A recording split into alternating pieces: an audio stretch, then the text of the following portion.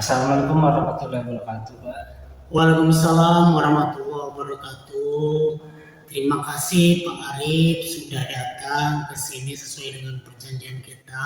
Kita akan membahas tentang hasil observasi pembelajaran yang sudah dilakukan kemarin terhadap kelas Pak Arif. Bagaimana Pak Arif? Apa ada yang ingin disampaikan dari keluh kesah Pak Arif mungkin selama kegiatan pembelajaran? Silakan Pak. Ya, terima kasih Pak atas waktunya. Mungkin dalam pembelajaran kemarin gitu, dan Bapak observasi, saya masih banyak kekurangan, ya terutama dalam hal mendidik peserta didik yang berkebutuhan khusus, ya, dalam hal lambat membaca. Nah, oleh karena itu saya bertemu Bapak ingin menerima masukan gitu agar saya bisa membedakan cara belajar siswa yang tidak berkebutuhan khusus dengan yang berkebutuhan khusus tersebut. Baik Pak Arif, terima kasih ya Pak Arif sudah mau bercerita terhadap saya. Pak Arif, saya ingin bertanya dulu. Kemarin kalau tidak salah materinya tentang iman terhadap hari kiamat ya? Iya. Baik, menurut Pak Arif, peserta didik berkebutuhan khusus kemarin ya, itu setelah dievaluasi bagaimana? Tercapai tidak tujuan pembelajarannya? Kalau dilihat tercapai atau tidak, mungkin tidak ya Pak. Dilihat dari proses belajar ya. Kemarin saya melakukan kegiatan berdiskusi, dan selama kegiatan berdiskusi peserta didik tersebut kebanyakan dia mungkin tidak percaya diri, dan memang media pembelajarannya hanya sebatas buku saja, sehingga tidak bisa membantu kelompok tersebut gitu ya. Baik, terima kasih Pak Arif. Apa yang sudah Pak Arif lakukan kemarin, melakukan kegiatan membaca bersama di awal pembelajaran ya, terus Pak Arif langsung membimbingnya di depan kelas gitu ya, dan yang lain juga sedang membaca. Itu menurut saya merupakan praktik yang baik Pak Arif ya, dan itu bisa dilanjutkan. Tapi sesuai dengan yang Pak Arif utarakan tadi mengenai media pembelajarannya ya, kemarin hanya menggunakan buku saja. Menurut Pak Arif sendiri, sesuai tidak media pembelajaran hanya buku untuk peserta didik yang kesulitan membaca?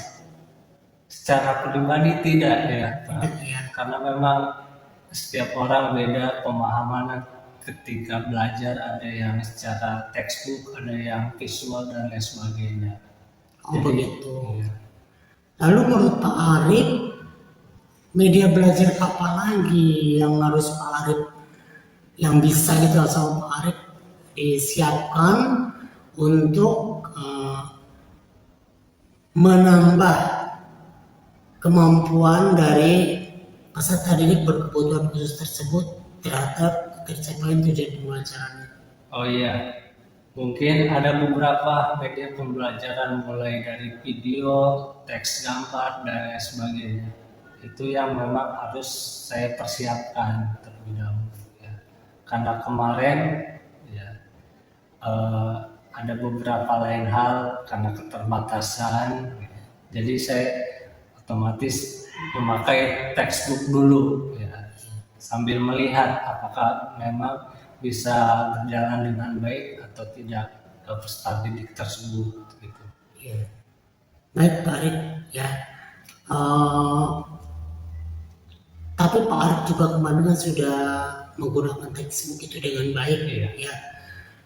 Cuma mungkin itu tadi sesuai dengan pendapat Pak Arif bahwasanya alangkah baiknya ditambah media pembelajaran yang lain seperti video tadi yang sesuai dengan Pak Arif katakan dan media gambar ya.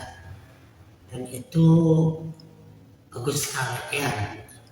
Baik Pak Arif, mengenai evaluasinya, asesmennya, kalau tidak salah kemarin Pak Arif melakukan asesmen berupa presentasi ya, menggunakan hasil diskusi ya.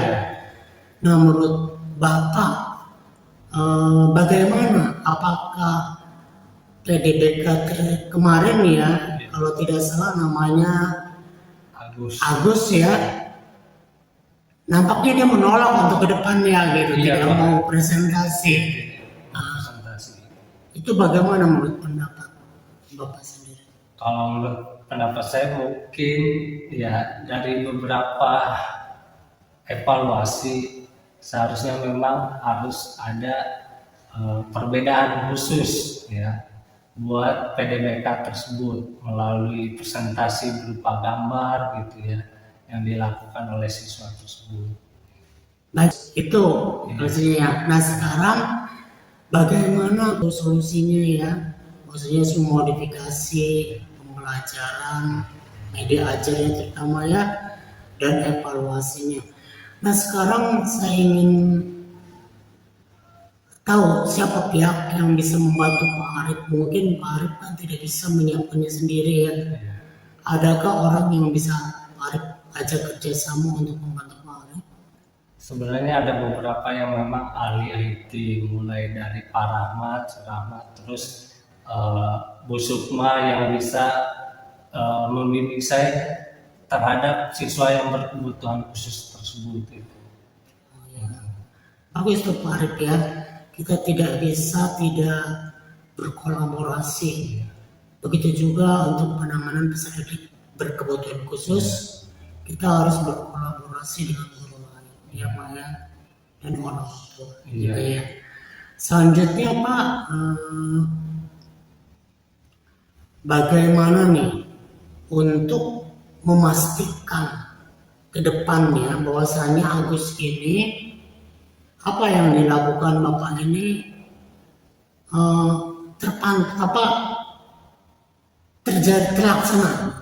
terlaksana.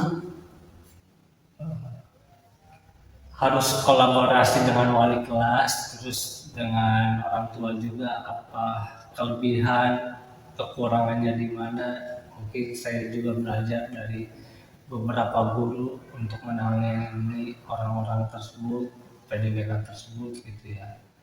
Kedepannya lebih banyak alat peraga dan media pembelajaran yang beragam, terus evaluasi yang beragam juga. Baik, terima kasih Pak.